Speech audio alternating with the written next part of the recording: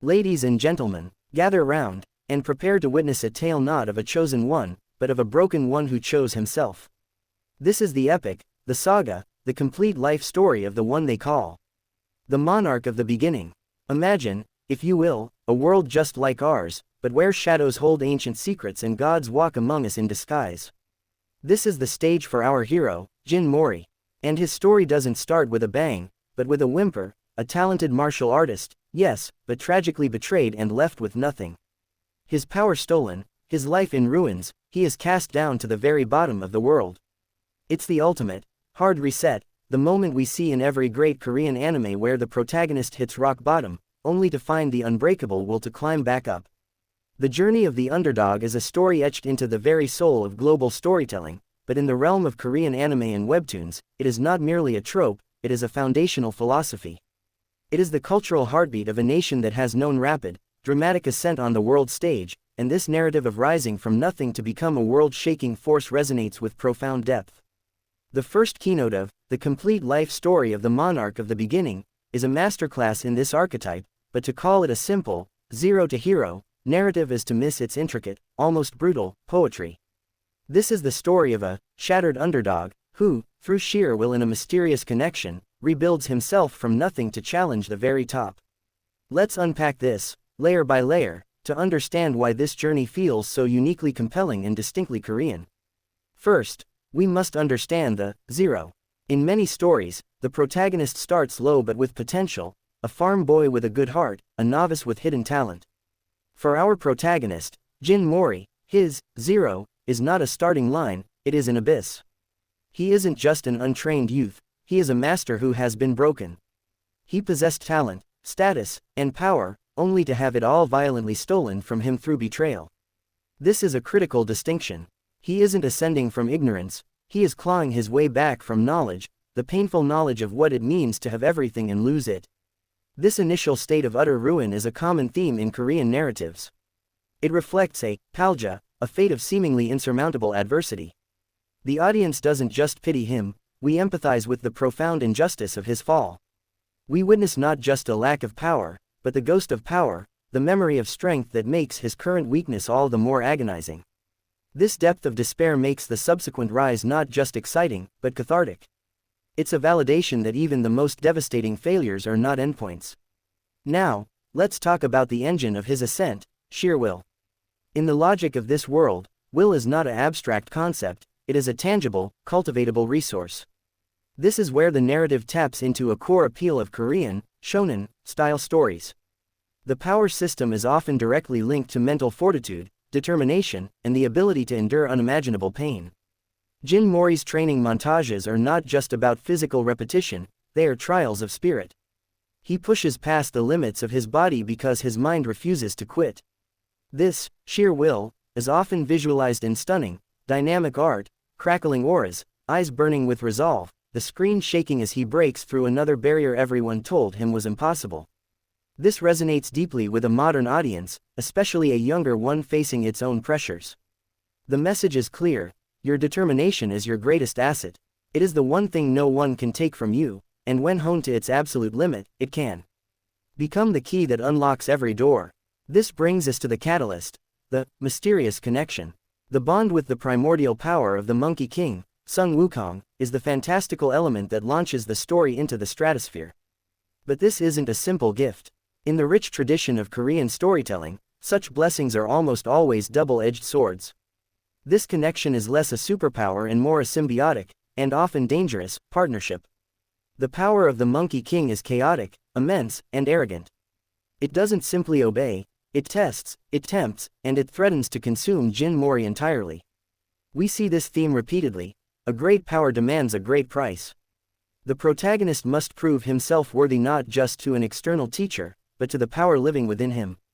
There are moments of loss of control, of internal struggle where the line between Jin-Mori and the ancient deity blurs. This internal conflict adds a layer of psychological depth to the physical battles. His journey is as much about mastering the monster within as it is about defeating the enemies without. The mysterious connection is the opportunity, but his sheer will is what allows him to seize it without being destroyed by it. Finally, we have the ultimate goal, to challenge the very top. The endgame of this rebirth is not merely to regain what was lost, but to shatter the very system that allowed his downfall to occur. The top is not just a powerful individual, it is often an entrenched hierarchy, a corrupt pantheon of gods, or an immutable law of the universe. Jin-Mori's rebellion is systemic. He isn't trying to become the king of the hill, he's trying to dismantle the hill altogether and build something new in its place. This ambitious, almost revolutionary, spirit is a thrilling element. It moves the stakes from personal vengeance to a cosmic-scale overhaul. His journey from the absolute bottom gives him a unique perspective. He has seen the injustice upon which the current order is built, and he is uniquely positioned to challenge it because he owes it no allegiance. He fights not for a place at the table, but to turn the table over. This completes the archetype. He is not a hero who reinforces the status quo, he is a monarch of a new beginning, a force of chaos and change who uses the lessons learned in the depths of despair to redefine what it means to be at the peak. His story is, therefore, a complete cycle of deconstruction and rebirth, making the zero to hero journey feel not just earned, but world-altering. The stage for this epic is not a distant, fictional galaxy, but a world that mirrors our own, a concept that forms the brilliant core of its relatability and its mystery. We begin in a place of familiarity, a world of bustling cities, mundane routines, and the comforting, predictable rhythm of everyday life. This is our world, the one we know. But the genius of the narrative lies in its revelation that this reality is merely a veil, a thin layer of the ordinary draped over the extraordinary. This is the world within a world trope, executed with a distinct flavor that Korean stories often master, blending the modern and the mythological into a seamless, thrilling whole. Beneath the surface of our skyscrapers and subways exists a hidden universe, one governed by ancient pacts and unimaginable power. This is not a separate dimension one stumbles into through a portal, it is here, intertwined with our own, operating in the shadows. The supernatural contracts that bind this hidden world are not mere spells, they are intricate systems of rules, oaths, and cosmic laws, as complex and binding as any legal code, but with stakes that are literally divine. These contracts are the hidden architecture of reality, the fine print of existence that most humans never get to read. This creates a constant, thrilling tension. The ordinary street corner where you buy your morning coffee could be the site of a clandestine meeting between godlike beings, their conflict masked by a simple illusion or ignored by the unseeing eyes of the masses. The beings who inhabit this layered reality are not just monsters or generic deities. They are modern myths. They are figures like the Monkey King, sung Wukong, reimagined not as a dusty legend from an ancient text, but as a present and active cosmic entity, whose power can be inherited, contested, and wielded. They are gods given new context, their divine dramas playing out in the spaces between our human concerns. This fusion is key. It takes the profound weight of ancient mythology and anchors it in a contemporary setting, making the mythical feel immediate and dangerous. The protagonist doesn't journey to a mythical Mount Olympus, the power of Olympus is battling for supremacy in the skies above a modern metropolis. This setting is a narrative engine for endless discovery and escalating stakes. The protagonist's journey becomes one of peeling back the layers of this hidden world, each revelation more awe-inspiring and terrifying than the last. He learns that the high school rivalry, the martial arts tournament, the corporate conflict, all of it is merely the surface ripple of a much deeper, more ancient war. The journey from the ordinary to the extraordinary is not a single step, but a slow, mind-bending unveiling. The audience learns alongside the hero, our perception of his world, and by extension, our own, forever altered. We are left wondering what magnificent and terrifying truths might be lurking just beyond the edge of our own perception, hidden in plain sight. At the heart of this saga lies a power system that defies simple categorization, moving beyond mere physical strength or elemental control into the far more profound territory of the soul. The protagonist's true arsenal is not found in his fists or his ki, but in the unbreakable will and the profound vows he makes. This concept elevates the conflict from a mere battle of power levels to a clash of ideologies and convictions. It is a common, yet endlessly compelling, power system in Korean narratives because it intrinsically links strength to character. A character's power becomes a direct manifestation of their identity, their trauma, their hopes, and their promises. It is impossible to become strong without first understanding oneself. These vows are not simple promises, they are cosmic declarations that shape reality itself. When the protagonist swears to protect his friends or to tear down a corrupt system, he is not just stating a goal, he is forging a contract with his own existence. This vow then becomes the source of his power, a wellspring of energy that flows directly from the depth of his conviction. The greater the vow, the greater the potential power, but also the heavier the consequence for failure. This creates a breathtaking narrative tension. Every battle is not just a test of skill, but a test of character. Can his spirit withstand the weight of the promise he has made?